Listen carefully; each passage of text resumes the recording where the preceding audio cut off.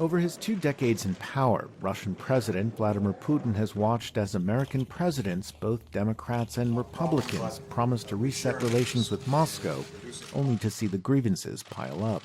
The agenda is so complex. The agenda is so overloaded with different issues. The dialogue is needed for the sake of the dialogue. President Biden initiated this latest effort, saying he wants to put U.S.-Russian relations on a more stable, predictable footing. But the gesture came after the American leader in March labeled Putin a killer in a TV interview, causing outrage in Moscow, and as the Kremlin massed tens of thousands of Russian troops along Ukraine's border. Political observers say the events prove that Putin can't be ignored by Biden.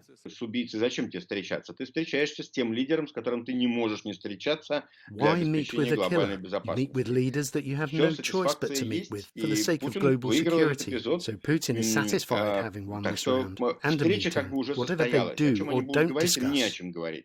Putin has since expressed hope the summit will help normalize ties. We'll discuss bilateral relations. I think we should try to find a way to resolve these relations. At the moment, they are at an extremely low level. Behind the animosity, American anger over Russia's alleged interference in the 2016 U.S. presidential elections that led to tit-for-tat sanctions and diplomatic expulsions.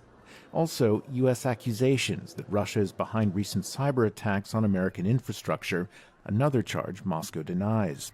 In fact, the Kremlin argues it's the U.S. who interferes, an accusation it has used to justify a crackdown on growing discontent at home and against pro-Western uprisings in neighboring states like Belarus.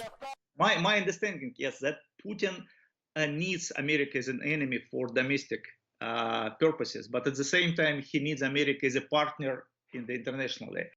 Indeed, the two sides have shown they can bridge differences when it comes to more global issues such as arms control, extending the New START treaty in the first days of the Biden administration. And barring a surprise deal, many view an agreement to return expelled diplomats as a likely way to continue the conversation beyond Geneva and towards better days to come. Charles Maynes for VOA News, Moscow.